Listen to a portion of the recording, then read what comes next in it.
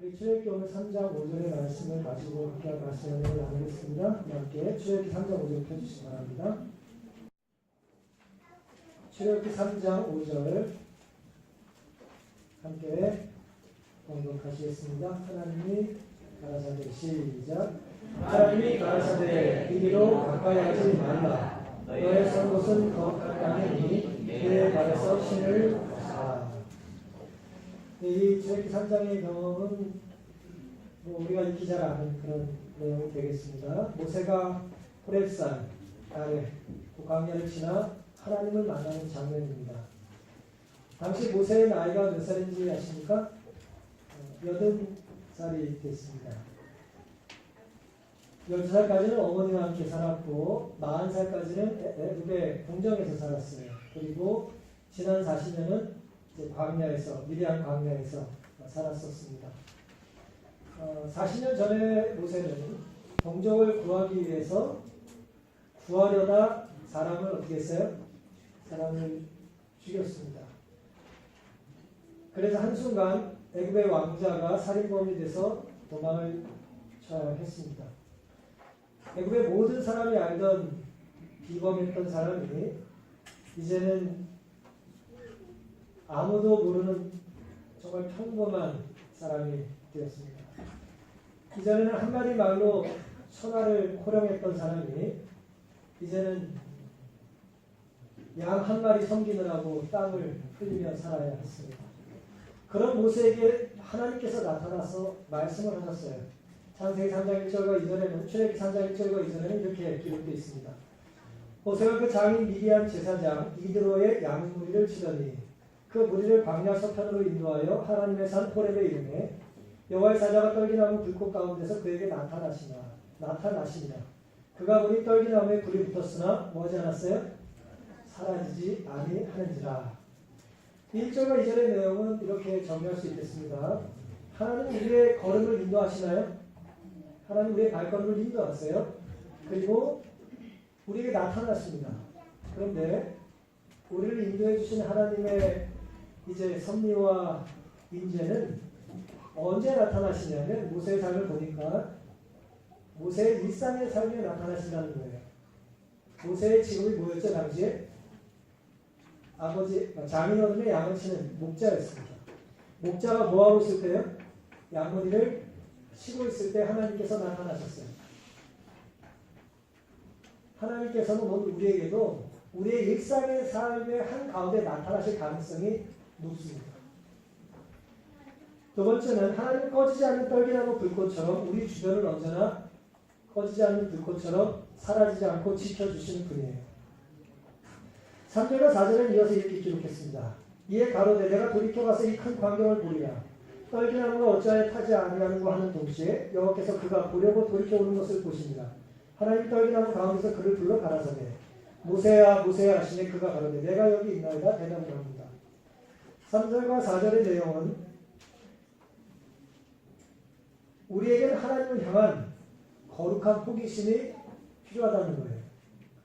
우리가 하나님을 알죠. 하지만 계속 알아가야 합니까? 하나님을 믿지만 우리의 믿음이 커져야 하나요? 그런 것입니다. 우리는 모세처럼 떨기나무에 붙은 불이 사라지지 않는 것을 보고 호기심을 가지고 하나님께서 모세의 호기심을 자극해서 하나님을 찾게 하셨어요. 오늘 우리 주변에 거룩한 호기심이 우리에게 필요합니다. 불필요한 우리를 망치는 호기심은 우리가 눈을 가리고 귀를 막아야 하지만 하나님에 대한 거룩한 호기심이 우리에게 있게 되기를 간절히 바랍니다. 그리고 하나님께서 모세의 이름을 2번 영번번 부르시죠. 모세야 모세야 하시면서 그에게는 모세의 이름을 아신다는 거예요? 모르신다는 거예요? 네 이름이 뭐냐라고 모세에게 물으신 게 아니에요. 하나님은 모세의 이름을 부르실 필요가 없었어요. 아시기 때문에 모세의 이름을 부르십니다. 그분은 모세의 이름을 아실 뿐만 아니라 모세를 아시는 분입니다. 그러면 여러분 모세의 이름의 뜻이 뭐죠? 모세 우리 교회 이모세 있잖아요. 이모세 목사 모세의 이름의 뜻이 뭡니까? 출애굽기 2장 10절에는 이렇게 기록되어 있습니다. 그 아이가 자라면 바로의 딸에게로 데려가니 그의 아들이 되리라. 그가 그 이름을 모세라 하여 가로되 이는 내가 그를 물에서 건져내었습니다 하였더라. 모세의 이름은 여러분 애굽 이름이에요. 모세라는 발음이 히브리인들에게도 있긴 있지만 모시에 그래서 사실 이 이름을 처음 져준 사람이 누구예요? 바로의 딸이잖아요. 바로의 딸이 이야기가 히브리인이라고 히브리 이름을 져준 게 아니에요. 애굽의 이름으로 져준 것입니다. 나일강 갈대 사이에 떠있던 바구니 안에 아이가 이제 가난 아이가 울면서 이제 있을 때 모세를 발견하도록 하나님께서 허락하셨고 이제 그 아이를 자기가 키우겠다고 생각하면서 이름을 지어준 것입니다.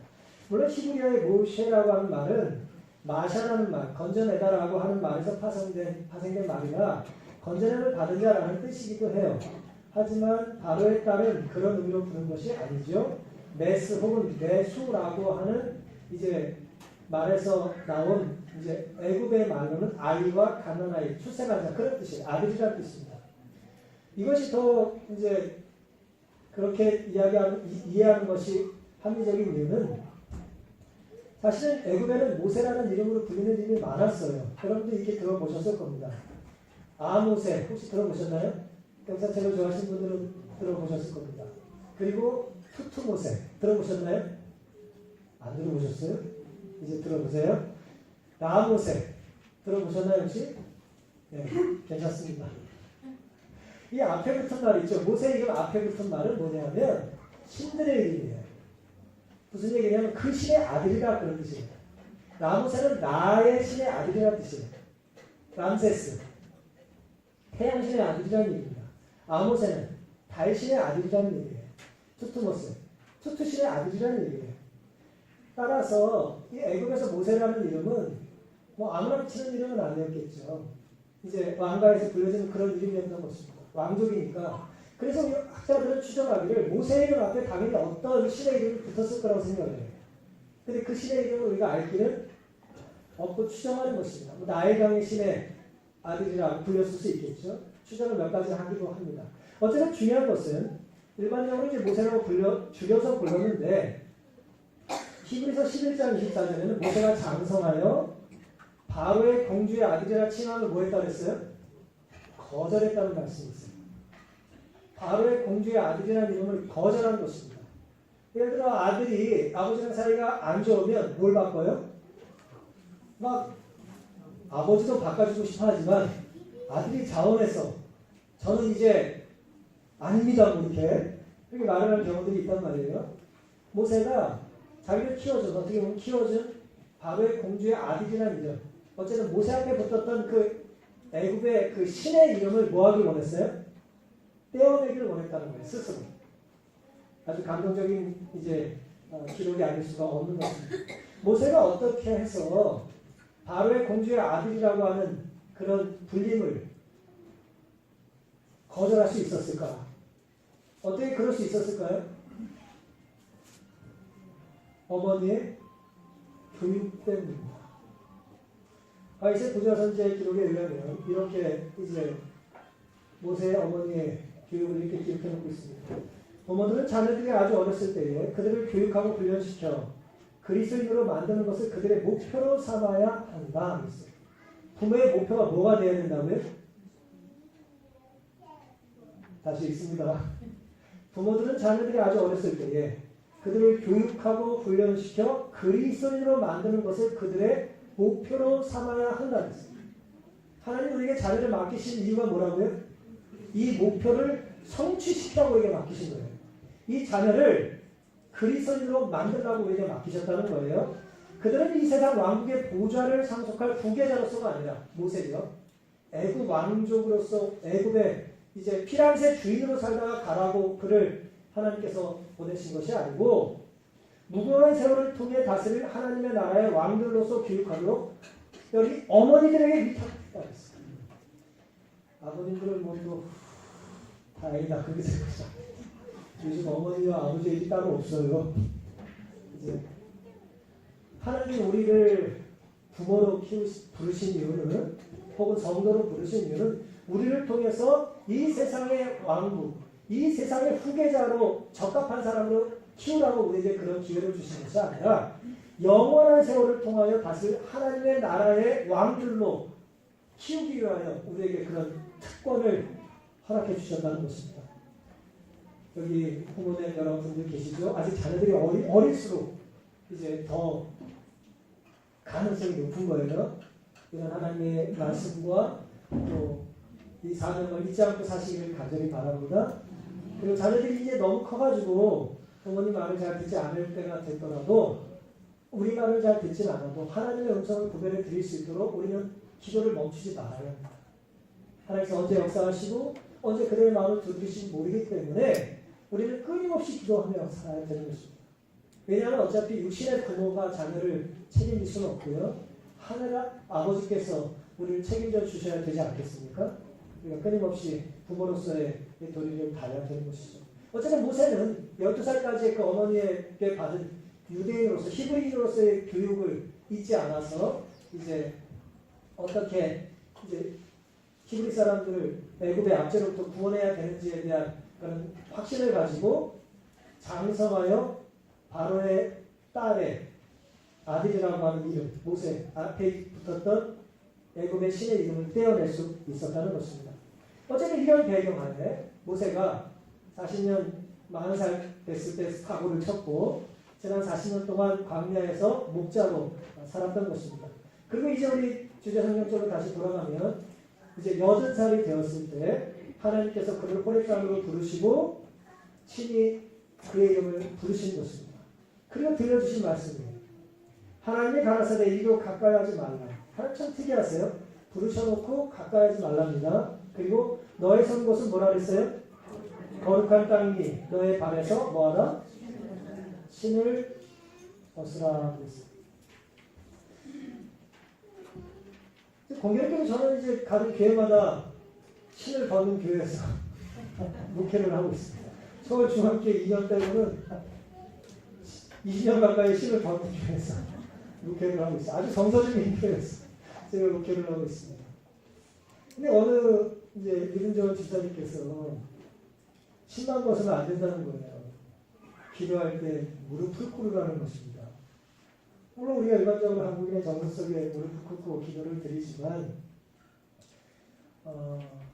또 서서 드리는 것이 또 예의가 되기도 하고 또 뭐 무릎 꿇어 기도하는 게 어쨌든 우리 예를 표하는 것이 되지 않겠습니까? 교회 정원을 가지고 교회 예배 기도 드릴 때는 무릎을 꿇어야 된다고 막 그렇게 이런 이야기를 하셨던 이야기가 지금 생각이 납니다. 여러분, 우리가 하나님 앞에 어떻게 예배 드리는 것이 옳은 것입니까? 신을 벗어야 되는데 우리는 또 신랑을 신고 있어요. 그리고 또 신랑 속에 또 양말도 신고 있습니다. 어떤 것이 우리가 하나님 앞에 온전한 예배, 또 구별하는 자세가 될 것인가? 우리가 기억해 볼 필요가 있어요. 근데 우리가 생각해야 될 부분은 이겁니다. 온 우주를 만드신 창조자 하나님께서 어쨌든 기록에 의하면 모세에게 지금 처음 나타나신 거예요. 맞습니까? 물론 광야에서 모세 의경도 기록하고 있으니까 하나님께서 끊임없이 역사하셨겠습니다만은 어쨌든 기록에 의하면 하나님께서 모세에게 나타나셔서 모세가 지금 처음 이름을 부르고 계세요. 온 우주를 만드신 하나님께서 모세에게 처음 나타나셔서 하셨던 첫 번째 말씀치고는 좀 어때요? 좀 이상하지 않으세요? 하나님이 여러분에게 처음 나타나셔가지고 들려주실 말씀으로 신발 벗어 뭐 그 얘기 하신 거 아니에요 지금. 근데 당시에 문화는 뭘 신고 살았어요?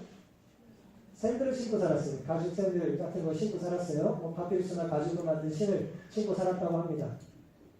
그래서 당시의 문화는 뭐냐면 여러분 요즘처럼 좋은 신발이 아니니까 샌들 사이에 그 햇빛 때문에 다 탔을 거고 이렇게 줄 빼고 다 이제 딱 됐을 거고 발에 얼마나 뭐가 많이 묻었겠어요. 더러운 먼지들이 많이 묻지 않았겠어요. 그 당시 문화는 구별된 공간에 들어갈 때는 신을 뭐 했어요? 벗었어요. 당연히 벗었어요. 당연히. 실내에 들어갈 때 신발을 벗은 것입니다. 이 말씀은 결국 하나님께서 모세에게 첫 번째 하신 말씀이 뭐냐면 야 너 신발 벗고 들어와 그 얘기예요. 마치 아이들에게 손 씻고 밥 먹고 그와 같은 이야기라는 것입니다. 유대인들의 주석인 토라의 출애굽기 3장의 주석에 내용은 이렇게 기록되어 있습니다. 성경에는 이방 신화와 달리 어느 특정한 장소가 본래적으로 거룩하다는 사상이 없다. 장소는 하나님의 현현 때문에 거룩하게 되는 것이고 사람은 따라서 범접할 수 없게 된다. 고대 근동에서 신을 벗는 행위는 존경의 표시와 겸손을 나타내는 것이었다. 제사장들은 공식적으로 성소에서 맨발로 봉사했다. 그랬어요. 여러분 제사장들이 구약 성소 봉사할 때 맨발로 봉사하신 건 아세요? 제사장들이 맨발로 봉사를 했어요. 근데 이제 히브리 유대 주석가들은 그걸 어떻게 이제 어쨌든 추정을 했냐면은 출애굽기 28장 29장 그리고 레위기 8장에 보면은 제사장들의 복장에 대한 규정이 나오죠. 맞습니까? 어떤 옷을 입고 어떻게 머리를 하고 허리를 어떻게 하고 그런 규정 중에 뭐가 안 나와요? 신에 대한 규정이 없어요.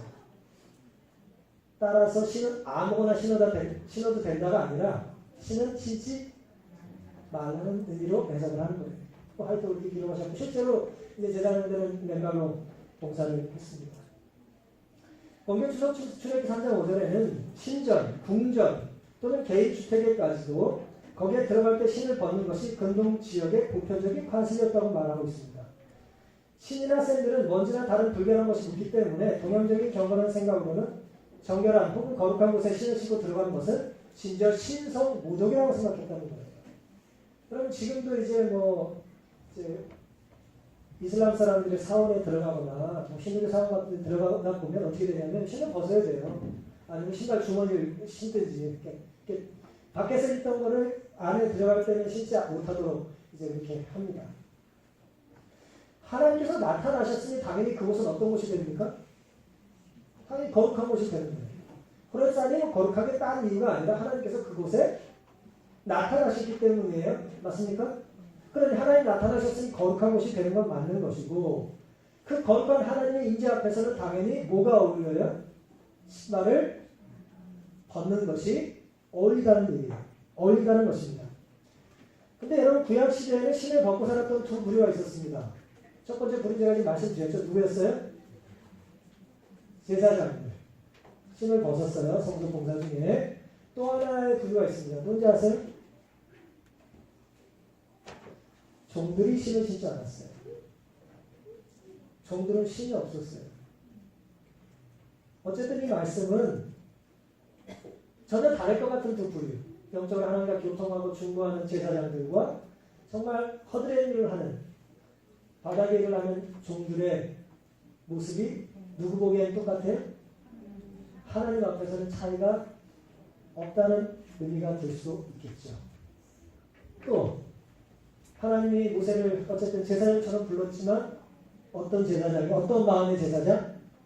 온전히 섬기는 마음으로 살아야 된다는 의미로 불렀을 수도 있겠죠. 또 때로 우리의 삶이 종처럼 머슴처럼 노예처럼 산다 할지라도 우리의 마음은 어떤 마음을 품고 살아야 돼요? 제사장의 마음을 품고 살아야 된다는 교훈이 될 수도 있겠죠. 어쨌든 하나님께서는 모세를 부르시고 처음 나타나셔서 야 너 신발 벗어 그 얘기를 하셨다는 거예요. 오늘 이런 말씀의 배경하에 이 말씀을 좀 더 이제 생각을 해보는 시간을 갖겠습니다. 이 상황에서 우리가 기억해야 될 첫 번째는 뭐냐? 왜 그것이 거룩한가? 왜 하나님의 신발을 벗으라고 하셨을까에 대한 의미는 아니에요. 그건 두 번째입니다. 첫 번째는 말씀의 내용보다 뭐가 중요합니까? 말씀하신 분이 중요해요. 이거 기억하세요? 말씀의 내용보다 언제나 뭐가 중요하다고요? 말씀하신 분이 중요합니다. 너희 상못은 거룩한 것이다. 그건 말씀의 내용이에요. 신발을 벗어라. 그것도 말씀의 내용입니다. 그것보다 그 말씀을 전하신 분이 중요하다는 게 무슨 의미일까요? 우리가 내용을 중시하다고 이렇게 말할 수 있어요. 일단 들어봅시다. 일단 들어봅시다. 들어보고 생각하겠습니다. 이렇게 누굴 소개해주면 일단 만나보겠습니다. 만나보고 생각하겠습니다. 그럴 수 있어요. 합리적인 태도일 수 있습니다만 신앙의 태도는 아니에요. 하나님의 말씀이니까 하라면 하는 것이고 멈추라면 멈추겠다는 게 신앙의 태도가 되어야 합니다. 만약에 우리가 내용을 중시하다 보면 이렇게 말씀할 수 있어요. 생각할 수 있습니다. 말씀을 들어보니 이상해. 하나님이 그렇게 말씀하셨으니 없어. 지금 이 상황에 하나님이 나에게 그렇게 하셨겠어? 라는 유혹을 우리 끊임없이 받을 것입니다. 내 상황을 다 아신다면서 어떻게 그걸 나에게 요구하실 수 있어? 나를 모르시거나 아니면 그 말씀이 아닐 거야 라고 생각하는 유혹을 받는 것입니다. 합리적인 의심이라는 틀로 순종을 연기하거나 미루거나 불순종을 택하고 싶은 것입니다. 따라서 우리는 이런 태도가 필요해요. 그 말씀을 하신 분이 하나님이시라면 우리가 모르는 이유가 있겠지만 일단 나는 순종할래. 일단 나는 믿겠어. 라고 말하는 것이 우리의 태도가 되어야 하는 것입니다. 그것이 거룩한 이유도 다른 이유가 없어요. 왜 거룩한지 그걸 묻기 전에 하나님이 말씀하셨으니 뭐한 거예요? 거룩한 것입니다. 안식일이 왜 7째 날인지, 왜 하나님이 이렇게 구별하셨는지, 왜라고 묻기 전에 누가 그 말씀을 하셨는지를 기억하는 것이 더 중요합니다. 신을 벗어나는 말씀은 순종하면 될 하나님의 명령이지 왜 그래야 하니까 되물을 이유가 아닌 것입니다. 사랑하는 성도 여러분, 오늘 안식일에 우리는 성전에 가서 예배를 드리고 있습니다. 하지만 언젠가 우리는 이 안식일에 성전에 오는 것이 매우 힘들고 어려울 때가 올 거예요. 그래도 우리가 성전에 찾아 예배를 드려야 될 이유는 그 앞에 평안한 안식일, 행복한 안식일, 한 주가 넉넉하고 문제가 없었던 날이었기 때문에 그런 것이 아니에요. 아무리 힘들고 어려워도 내 마음이 괴로워도 이 날이 하나님이 뭐 하신 날이에요? 명령하신, 약속하신 날이기 때문에 구별하여 지키게 되는 그런 신앙인들이 되기를 간절히 바랍니다. 또 두 번째 우리가 기억해 봐야 될 것은 내 발에서 신을 벗어나는 말씀이 순종하기가 어려운가 쉬운가예요. 그럼 제가 생각해 보시기 바랍니다. 야, 신발 벗고 들어와. 손 씻고 밥 먹어. 그거 순종하기 힘든 거예요? 어려운 거예요? 아니, 질문을 잘못했나요? 힘들어요? 힘들지 않아요? 쉽죠? 신발 벗는 게 뭐 어렵습니까? 손 씻는 게 뭐 어렵나요? 어렵지 않아요. 근데 하나님께서 모세가 84세 때 나타나셔가지고 하셨던 첫 번째 말씀이 왜 그런 얘기냐 이거예요. 만약에 하나님께서 모세에게 모세야 40일간 굶고 맨발로 호렙산 정상에 일주일 만에 갔다 와. 그런 모세가 뭐예요? 뭐 어려울 수 있지만 도전 욕구가 막 자극될지 모르겠어요. 남들이 한 번도 못했어. 넌 할 수 있을 거야. 한번 해봐. 그럼 모세가 말해. 남과 나를 뭐하고 있어야지 하나님께서? 다르게 대접해주고 있잖아요. 그럼 좀 해볼까요? 이렇게. 그랬을지 모르겠어요. 정말 호렙산 정상을 정복해라. 맨발로 걸어라. 광야에서 굶어라. 매력적인 지원거리가 됐을지 모르겠습니다. 순종의 의지가 불탔을지 모르겠어요. 승부 근성이 아주 그냥 타올랐을지 모르겠어요. 모세가 남에게 지는 거 싫어하니까 말이에요. 근데 그런 말씀 안 하시고 뭐 하라고요? 신을 벗어라. 네 발이 더럽다. 그 얘기 아니에요 지금. 신을 벗어라. 여러분 쉬운 것을 순종하는 게 쉽습니까? 쉬운 것 순종하는 게 쉬워요? 어려워요? 쉬운 질문에 대답을 지금 여러분 지금 안 하고 있잖아요. 지금 생각할 필요 없어요. 근데 대답을 하세요. 쉬운 질문에 순종하는 게 어려워요? 어렵지 않아요? 뭐라고 말씀하시는지 이해를 못하겠어요. 이해가 어렵습니다. 준비가 되어 있으면 쉽고 준비가 되지 않았으면 어려워요. 예. 그런데 신발 벗는 뭔 준비가 필요합니까? 다리 더러웠으면 신발 벗었을 때 부끄러워요?実際に 개인의 경험을 이야기하고 계십니다 지금. 나 이해합니다. 여러분 쉬운 것을 순종하는 것은 결코 쉽지가 않아요. 왜 그러냐면 신을 벗는 행위는 어렵지가 않아요. 그런데 이것이 어려운 이유는 순종하기에는 너무나 작은 것이고 순종했을 때 티가 안 나요. 어겨도 티가 안 나고 순종해도 별 티가 안 나요. 별이 아닌 것입니다. 늘 하는 일이고 아무 때나 하는 일이고 누구도 하는 일이에요. 별일이 아니에요. 대단한 일이 아닌 것입니다. 하나님께서 오늘 이 시간에 우리에게 나타나셔가지고 야, 화장실 문 닫아. 그 말씀을 하시면, 아니, 나에게 하실 말씀 그렇게밖에 없으십니까? 지금 내가 해결해야 될 문제가 얼마나 많은데, 지금. 나에게 화장실 문을 닫으라니요. 저를 뭘로 보시는 겁니까, 지금? 뭐 그런 생각이 들지 않을까요? 그런 생각이 저는 들 거라고 생각합니다. 우리가 기억해야 될 것은 내 발에서 실을 벗으라는 말씀, 이 순종이 쉬운 말씀은 행동하기 쉬운 것은 있지만 그 행동을 결정한 우리의 마음이 온전히 순종하기로 옮기는 것은 결코 쉬운 것이 아니라는 것입니다. 결국 하나님께서는 우리에게 뭘 요구하시는 것이냐면 가장 작은 것을 통해서 전부를 요구하기를 원하세요. 작은 것에 충성하면 나머지는 볼 필요가 없습니다. 우리의 삶의 어느 것 하나도 하나님의 허락 없이 해도 되는 일이 없다는 것을 하나님께서는 알려주기를 원하시는 것입니다. 신을 씻는 것, 신을 벗는 것, 그는 그날도 했던 일이고 저녁에도 할 일이고 어디서나 하던 일이에요. 하지만 그 늘 하는 그의 일이 사실은 하나님의 은혜 때문에 가능하다는 걸 우리는 잊고 산다는 거예요. 뭘 대단한 일은 열심히 우리가 기도하고 준비해서 할 일이 있습니다.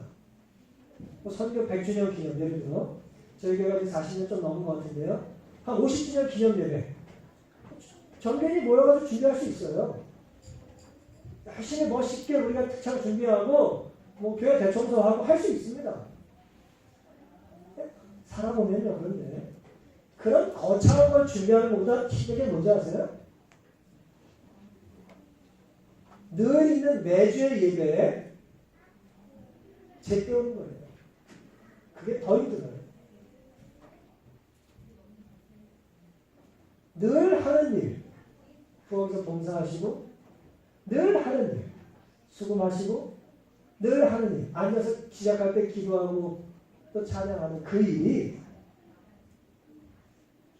여러분 어떤 대단한 기념, 대단한 예식에 준비된 것을 구별해 드리는 것보다 더 힘들어요. 더 힘든 것입니다. 수학 시험, 저희 때는 지금 학력고사였는데 이 시험 앞두면 다 훌륭한 그리스도인입니다. 애들이 고3만 되면요. 요즘 잘 모르겠지만 저희 때는 다 거듭난 그리스도인이었어요. 다 기도 동산 찾아가고 다 밤에 무서운 찬을 부르고 그랬어요. 뭐 그걸 제가 나쁘다고 말하는 것이 아니에요. 그렇게라도 하나님 우리를 하나님께로 인도하시죠.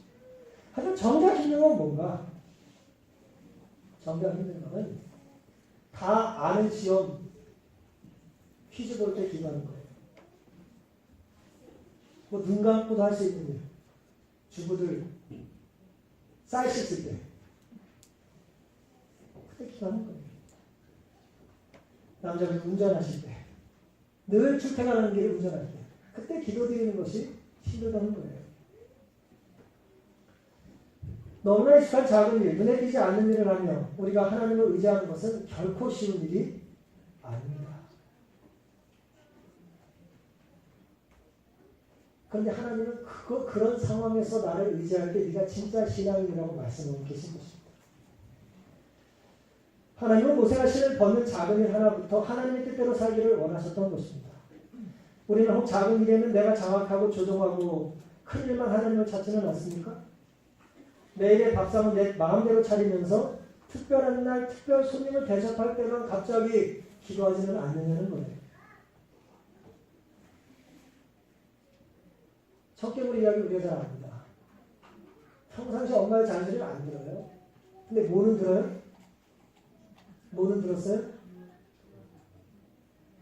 어머니 유언은 들은 것입니다. 이건 잘하는 이야기예요. 우리는 생각보다 큰 거는 잘 지켜요. 작은 거에 멀어지는 것입니다. 우리가 얼마나 작은 것까지 하나님께 순종하느냐가 성숙한 성도의 모습이 될 것입니다. 아무리 작은 쉬운 일이라 할지라도 하나님과 의논하고 하나님의 뜻을 따라 살기로 결심하는 이 시간 되기를 간절히 바랍니다.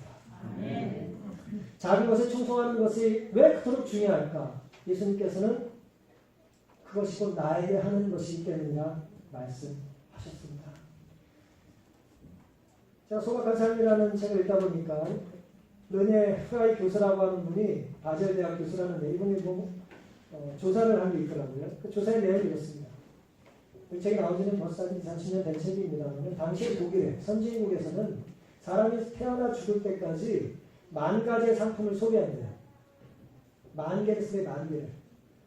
양말, 신발, 자동차, 이것저것 다 쓰고 나니까 한 10,000개를 쓴답니다. 근데 점점 이게 뭐예요? 늘어나는 거예요. 그래서 아마 20,000개, 40,000개가 우리의 자손들은 그걸 사용하다 죽을지 모르겠다. 그렇게 썼어요. 근데 그게 이제 흥미로운 것이 아니라 이분이 미국의 그 인디언들을 조사했어요. 미국에 나바호 인디언들이 있어요. 서남부 쪽에 이제 몰려 사는 인디언들인데 그 인디언들은 태어나서 죽을 때까지 몇 개의 상품을 쓰는지 아십니까?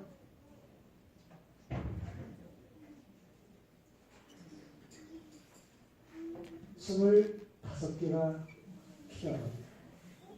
의식주 다 포함해서 25개의 물건을 가지고 태어나서 죽을 때까지 산다는 거예요. 여러분 옷장에는 옷보다도 작아요.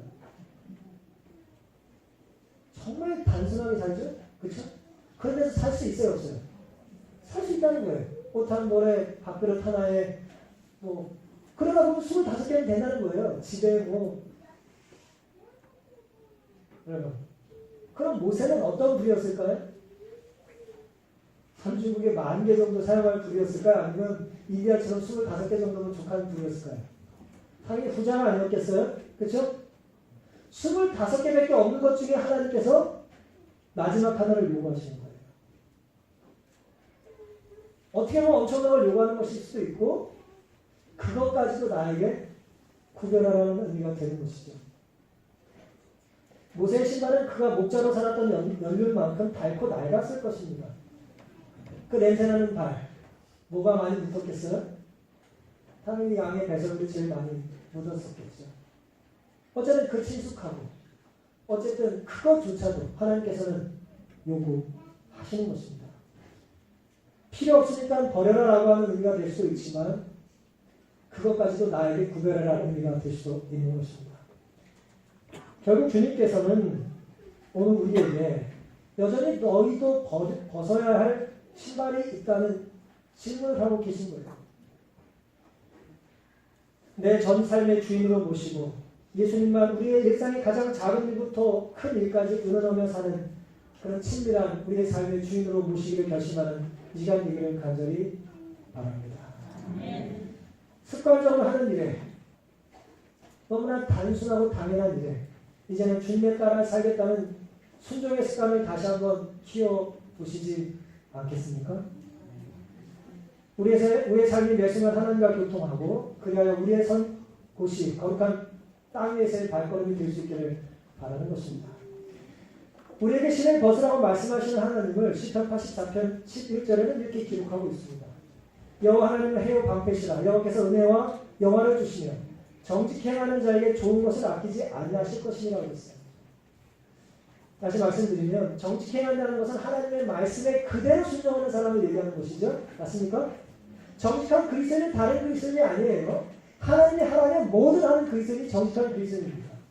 그런데 정직한 그리스도인들에게 하나님께서 뭘 주세요? 좋은 것을 아끼지 않고 주신다는 거예요. 아낌없이 주시겠다는 것입니다. 그럼 하나님께서 모세에게 신발을 벗으라고 하셨고 모세는 그것을 순종했어요. 그럼 하나님이 뭘 주실까요? 금신발이 네 신이냐 은신발이 네 신이냐 아닙니다. 저는 양똥 묻은 가죽 신입니다. 너에게 다 가져가고 그럽니까? 한번 생각해보세요. 하나님이 좋은 것을 주신다고 그랬단 말이에요. 근데 신은 일단 나에게 드리라는 거잖아요. 뭘 주고 싶으실까요? 누가복음 15장에는 아주 감동적인 신의 이야기가 나오죠.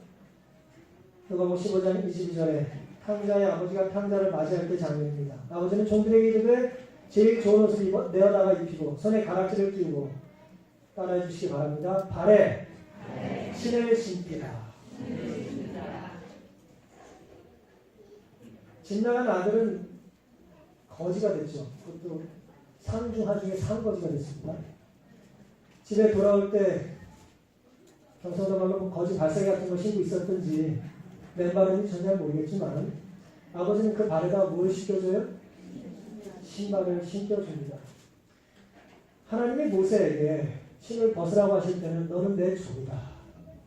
그런 말씀으로 들릴 수 있습니다. 그러니 힘들죠. 하지만 우리가 하나님이 우리의 신발을 벗으라고 한 이후에는 뭘 신겨주십니까? 내 능력으로 신을 수 없는 구원의 위대한 신을 나에게 신겨주시면서 종이 뭐가 돼요? 아들로 변화가 되는 것입니다. 이것이 거룩한 이유는 하나님이 오늘 우리를 지저분한 우리를 더럽혀진 우리를 아들로 딸로 맞아 주시기 때문입니다. 그러니 모세가 신을 벗어야 하는 것입니다. 말씀에 순종하면 누구든 결코 손해보지 않습니다.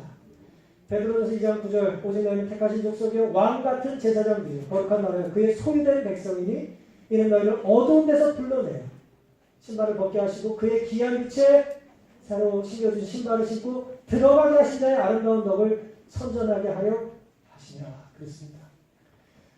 출애굽기 19장 6절의 번역 주석을 읽어드리겠습니다. 하나님의 계획과 목적에 따라 이스라엘 백성들은 왕같은 제사장 족속이 되어야 했다.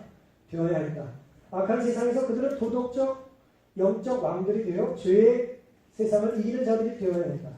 제사장들로서 그들은 기도와 찬양과 제사로 여호와께 가까이 나아가야 했다. 또한 하나님과 이방인 사이의 중보자들인 그들은 교육자요, 설교자로, 선지자로 봉사해야 했고 거룩한 삶의 모본, 곧 참 종교에 대한 그들의 전형이 되어야 했다. 모본이 되어야 했다는 거예요. 아, 저 사람들처럼 살면 되는구나 라고 하라고 우리를 부르셨다는 거예요. 이제 우리의 삶의 지경을 하나님 말씀에 순종하며 거룩한 곳으로 구별하며 삽시다. 거룩한 삶의 모본으로 하나님을 알지 못하는 이들에게 하나님을 보여줄 수 있기를 간절히 바랍니다. 비록 너무 작은 것이라서 하나님의 뜻을 확인할 필요가 느끼지 않는 부분이기 때문에 오히려 더욱더 하나님께 여쭙고 의논하며 살기를 바랍니다.